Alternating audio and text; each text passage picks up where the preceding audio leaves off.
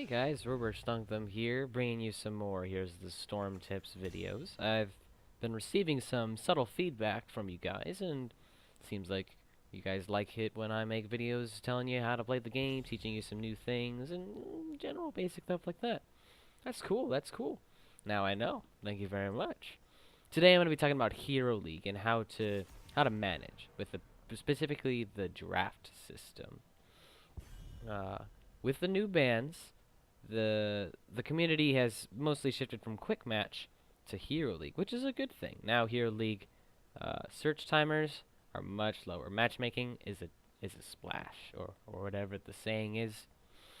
However, there seems to be a lot of confusion out there, particularly at the lower ranks that I'm around, like rank 27, rank 25, rank 23. And I thought I could help out in that way. I hope you can find this video handy, of course.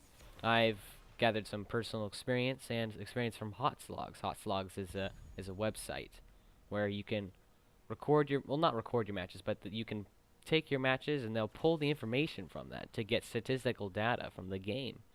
And you can gather your own data, and you'll also put data into a pool for the HotSlogs community, which is awesome. That way you can find out who's most picked, who's most banned, etc., etc. It's a really interesting, cool thing that I'd recommend you check out. HotSlogs, HOTSLOGS. Hero League know-how. Rule number 1. This is the most important rule, the mejor rulo, if that's what it really is called, the golden rule. The best pick is always the pick you are most comfortable playing. If your team is missing a certain role and you can't play that role, don't play that role. Play the character you are most comfortable playing. Don't have that be one character now. Have that be multiple characters. That way you can fill things possibly and better accommodate for your team. But if that's just one, that's okay. That's okay. The best pick is always the pick you are most comfortable playing. As always, no bullying in the comments and in not the comments, sorry, in the draft lobby or on in game. It's just a really discouraging thing you can do. It is the worst play in the game to bully. I don't have any fear of anybody watching this video bullying anymore now. Thanks, guys. It's a bit of an epidemic on the game itself. It's just, frankly, it's not cool. I'm trying to speak out against it. Try to become comfortable playing at least 2 DPS characters, or 2 frontliners, or 2 supports, and if any, all 3. This way you can fill for your team. You can fill the roles that are missing. Sometimes you get into a draft lobby where nobody wants to play a support, and therefore you don't want to pick a support. Nobody does. Like the first rule said, the best pick is always the pick you're most comfortable playing. And in that case, one of the players is probably going to leave to save MMR. But yeah, if you can get good at playing DPS characters, frontliners, and supports, then you can flip for your team and better accommodate them. Keep in mind, I know that DPS, or frontlining, or supporting may not be everyone's thing. But that's alright, that's alright. Exceptions can be made, right? Right. And if you aren't comfortable playing any of those roles, just let your team know, especially if you're one of the last 3 players to get a pick. That way your team can build around it, right? Know that the most popular characters are the damage dealers. So it's unlikely that that role will go unfulfilled on your team, and it's likely that your DPS character, your favorite, will be picked before you get the chance to pick them yourself. The meta right now seems to be placed in having a tank, a healer, and 3 damage characters, which is a bit crazy, I might add. Damage dealers seem to be the most popular, and I can only assume it's from the psychological factor of, yeah, I killed somebody, which doesn't really happen when you're playing a support or when you're playing a tank. Not as often, at least. Now, that doesn't mean that any other characters are bad or anything, or having a 3 DPS team is bad. It's got a certain playstyle to it that you're probably going to have to get used to, considering the amount of meta change that goes on in this volume, because there'd have to be a pretty big patch for everyone to switch off from damage to non-damage. I'd like to see that day happen, though, for sure. I'm rooting for it. Blizzard, go! Blizzard's awesome. A team doesn't have to have 3 DPS characters. I mean, what a team wants is to have a healer, a tank, and a DPS character. The other 2 characters, fill anything they want. Realistically, 3 healers, a tank, and a DPS character, that would rock. 3 tanks, a healer, and a DPS character, that would rock. You make it work. Trust me. Now, if your team's missing a tank, or is missing a healer, or is missing a DPS character. So, you could still win. You could still win. It'll be a bit tough in an uphill battle. Rough road, rocky road, all those different sentences that were invented for that very situation come to mind. Know that when you pick a bruiser as an early pick on your team will most likely assume that you're taking the tank role, when you probably aren't. Just make sure to check with your team before you fully commit to the decision and pick the character. I like playing Artanis, and Artanis, while he can frontline if the push comes to shove, it's not his thing.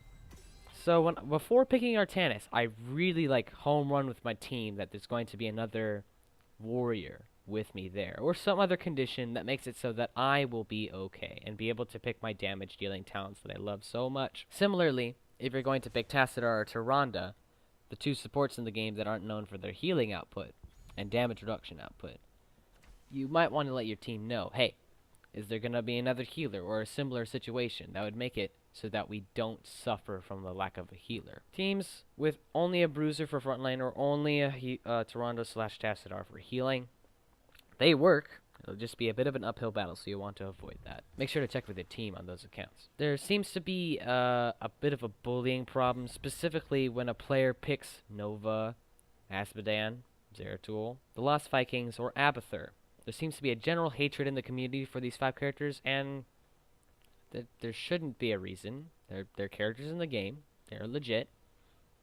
Even good characters. Those characters do, however, come with some playstyle changes, like having 3 DPS characters on your team, or having 3 tanks on your team. It's a playstyle change that you have to accommodate, that not all players psychologically adapt to, and therefore lose a lot of games when having these characters on their team. I'd recommend looking up, or at least experiencing, what to do with these different characters on your team. That way you can accept these picks, because the best pick is always the most comfortable. If that player is most comfortable playing the Lost Vikings, you rock, brother, but your team might not think so. It's good to be an adaptive person. Know that bruisers do have a DPS. So don't be discouraged if your team has 4 bruisers and a healer. That would be awesome. I would love to see that, dude. I would pay to see that. They do count as DPS most of the time. A Nubrak, for example, might be an exception, but whatever. The game doesn't ban a random character for you. So if you are banning, make sure to at least hover something while you are that banned player. So that way you actually ban something. However, there is a bit of a problem. If one of your teammates is hovering a hero that you're about to ban, do not ban that hero. Although it might make strategic sense to ban that hero you're banning in the terms that would be a weakness to your team or you don't want to deal with that character, keep in mind the first rule. The best pick is the most comfortable pick. That might be that player's most comfortable character, and you're just taking it away from them. In a similar way, if someone on your team is hovering a character and you're also hovering that character and you would get that character first, or not even first, just keep in mind that might be that player's most comfortable pick and therefore their best pick, and they might rock with it. So if you could choose something else, please do. That also makes a more inviting environment to show that, hey, I can share the Kael'thas or whatever. Know that every character in the game has some kind of a counter. That could be a pick, that could be a ban, that could be a playstyle change. Every character has a different counter playstyle. Usually it takes some experience with playing versus those characters to adapt to their playstyles and playstyle changes that you have to undergo. But they do. Kael'thas is rocking right now because teams will clump up and we don't unclump. Kael'thas excels when his chain bomb can explode and hit multiple targets. It doesn't even have to chain to multiple targets. Just a single explosion that hits 5 enemy members is a lot of damage. So versus him, you might consider picking characters that don't have to be right next to each other and just playing on that advisory. Every character in the game, with the exception of Tracer, has 2 ultimates, and for a reason. They have 2 ultimates so they can adapt to their situation a lot more, much like talents. You might want to try experimenting with the different heroics in the game. I'm sure you'll find something interesting, like different interrupts or counters to the enemy team, or different ways you can bolster your team's abilities. Different ultimates for different situations. That's what you need to do. That's at least what I would recommend. A character might not have the kit to counter a team, as in the abilities, traits, heroics, to deal with what they're faced against, but often they'll have interchangeable talents at different tiers that allow them to differently play the game. A lot of characters will have damage, survivability, or utility talents at different tiers. And you can switch these up a lot. Now, some talent tiers have better picks than others for sure. But just keep into account that your character is a very customizable character. There are a lot of behind the scenes factors on team comps. A few of them might be like damage sources. Are you attacking with auto attacks or spell damage? Are you making mostly skill shots? Are you interrupting, poking? Are you jungling? How's your healing rate? Mana dependency? There's a huge list. But those aren't nearly as important as the basics covered in this list I found. Or maybe basics that you've learned as well. The meta is constantly changing. And so are the most powerful characters in the game. Hot Slogs allows us to get a pretty reliable, accurate data analysis of what's currently going on in the meta. And Blizzard, they're really cool. They update this game once or like twice or 3 or 4 times a month. They're doing a really good job, and they're trying to make it so that meta changes and balance changes happen all the time. So just, try to keep up with what's going on. What bans to expect, what picks to expect, and who to expect to be the high win rate characters. And you can also adapt to which characters you feel most comfortable playing to counter those picks.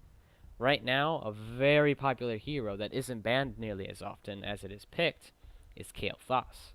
Might want to look up what his weaknesses are, or playstyle weaknesses are, or whatever, and adapt accordingly, right? Try to get a handle on which characters excel at which maps. That could be a pretty big game changer. Zagara in particular is incredible on the Blackheart's Bay map, but is terrible at maybe another map. This could give your team an edge, especially if you have comfortability with multiple characters. Say you need the damage, the DPS slot fitted onto your team, and you own 4, or you're comfortable with 4 DPS characters. One of them might just be the trump card for the map, or the wild card for the map that just ends up winning your team the game that much easier. Other than that, I think that's about it for my Hero League know-how. So thanks for watching. I think I have the entire list of all these tips in a Google document that I will link in the description for your convenience. You can print this out, show it to your friends. That'd be cool. Although if you do show it to the friends, you can let them know that I had some part in this. Right. Thanks, guys. So remember to subscribe if you want to see more of this kind of thing. Like this video if you liked it. Leave some comments down below for conversation, because that's cool. And share this video with your friends if you think they would like it as well. Thanks for watching.